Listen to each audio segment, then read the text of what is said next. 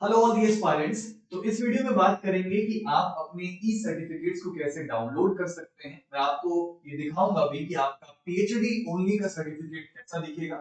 JRF certificate और net certificate कब तक वैलिड होते हैं और पीएचडी ओनली वाला जो नया सेक्शन आया है उसके जो सर्टिफिकेट्स में वैलिडिटी डेट है वो कब तक रहेगी।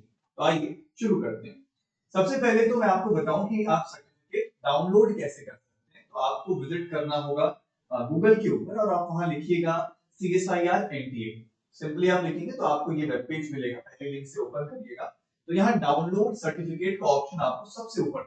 यहाँ से आप क्लिक करके डाउनलोड का ऑप्शन आएगा तो आप अपने एप्लीकेशन नंबर को डालिएगा और डेट ऑफ बर्थ को आपको मिल जाएगा। अब जैसे ही आप सर्टिफिकेट डाउनलोड करते हैं तो मैं आप तीन सेक्शंस में आ रहे होंगे कि तो आपने अगर क्वालिफाई किया है तो आप पीएचडी ओनली की कैटेगरी में आएंगे।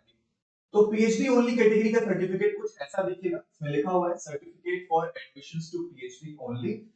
इसमें शुरू में आपके e certificate number, roll number, NTA reference number, सारा डाटा दिया गया है। अब वैलिडिटी सबसे इंपॉर्टेंट चीज है। नीचे से दूसरा पॉइंट आपको वैलिडिटी का मिलेगा, लिखा गया 1 year from the date of issue. Date of issue मतलब इसमें जो डेट पड़ी होगी इशू की वहां से लेके 1 साल तक ये वैलिड होगा। अगर आप कहीं पे भी पीएचडी एडमिशंस लेना चाहते हैं तो आप इस सर्टिफिकेट के बेसिस पर ले सकते हैं। इंस्टीट्यूट उस बात को डिनाई नहीं कर सकते। और लास्ट जो कॉलम लिखा गया इसमें बताया गया डेट ऑफ इशू भी जस्ट ऊपर उन्होंने मेंशन किया है। जैसे इसमें जो डेट ऑफ इशू है वो 16/1/2025 यानी 16 जनवरी 2025 अगर डेट ऑफ इशू है तो ये 16 जनवरी 2026 तक की सर्टिफिकेट वैलिड रहेगा। ठीक है। और रिजल्ट की डिक्लेरेशन की डेट जो थी वो 14 अक्टूबर इन्होंने डेट को भी मेंशन कर रखी है। Applied on the basis of masters completed. आपने अगर मेरे ख्याल से अपीयरिंग में किया होगा तो आपका अपीयरिंग वाला सेक्शन आ ना। इसमें ये भी लिखा गया है कि जब भी आप एडमिशन नहीं लेंगे तो 70% वेटेज जो है इसके नेट के स्कोर को, 30% जो वेटेज है वो दिया जाएगा आपके वाइवा। यानी कि जो आपका वहां पर वाइवा होगा, जैसे आप किसी पीएचडी एंट्रेंस के लिए जाते हैं तो आपका वाइवा होता है ना, तो उसका 30% वेटेज लिया जाएगा। इसमें दोबारा से वही बात लिखी गई है कि वो 1 साल के लिए लागू होगा। तो अभी तक आपको ये पता नहीं था तो फटाफट जाइए चेक करिए कि ये वाला सर्टिफिकेट आपका आ चुका है। इसको डाउनलोड करके सेव रखिए। अरे देखो सेव करके रखो, पता नहीं कब क्या यूज में आ जाता है, तो कुछ पता नहीं है तो सेव करके एटलीस्ट रखिएगा। फिर उसके बाद ऐसे स्टूडेंट जिन्होंने नेट क्वालिफाई किया है, इस बार एलएस क्वालिफाई किया है, उनका सर्टिफिकेट कुछ ऐसा होगा। National eligibility test for lectureship और असिस्टेंट प्रोफेसर। ठीक है। अब इसमें आपको सारा डेट और मेंशन करके देगा और ये जो सर्टिफिकेट होता है इसकी वैलिडिटी लाइफ टाइम होती है। एक बार आपने एलएस क्वालिफाई कर लिया तो आपको दोबारा क्वालिफाई करने की जरूरत नहीं है।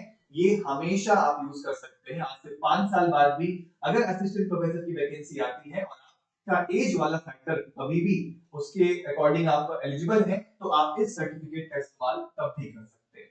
तो ये हो गया नेट। और जो तीसरी कैटेगरी और फाइनल कैटेगरी है जेआरएफ स्टूडेंट्स के लिए, जिनको पीएचडी करने पर स्टाइपेंड मिलता है, उनका अलग से सर्टिफिकेट इशू होगा और वो इस तरीके का दिखाई देता है। ठीक है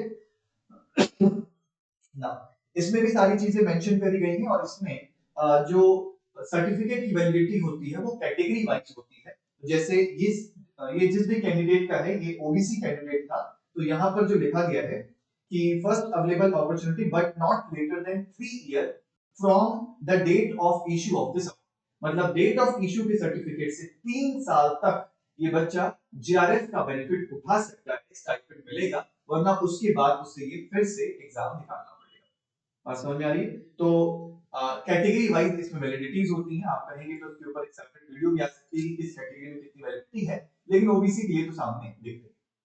तो ये आप सर्टिफिकेट्स आ चुके हैं, फटाफट से डाउनलोड करके सेव करिए। और जो भी बच्चे पीएचडी के लिए अप्लाई कर रहे हैं या आप कोई असिस्टेंट प्रोफेसर का फॉर्म फिलअप करने वाले हैं, जैसे अभी एमपीएससी की वैकेंसीज आई हुई हैं, तो भाई एलएस की सर्टिफिकेट की आपकी जरूरत होगी, वो डाउनलोड करिए। और अगर आप में से कोई नेट एग्जाम की तैयारी कर रहा है, वो चाहता है कि हाँ आपके पास भी ऐसे सर्टिफिकेट जल्दी आ जाए, तो आप ज्वाइन कर सकते हैं निश्चय बैच, जिसमें हम 20 जनवरी से क्लासेस रिज्यूम कर रहे हैं और ये जून 2025 में जो नेट एग्जाम होगा उसको टारगेट करेगा।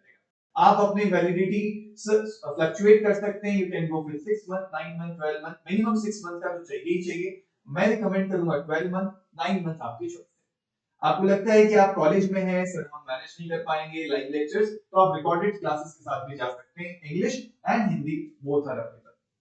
आई होप आपने इन सर्टिफिकेट्स को डाउनलोड कर लिया होगा, नहीं किया तो इसके बाद जरूर कर लीजिएगा। Thank you so much, take care, मिलते हैं आपसे किसी और वीडियो में।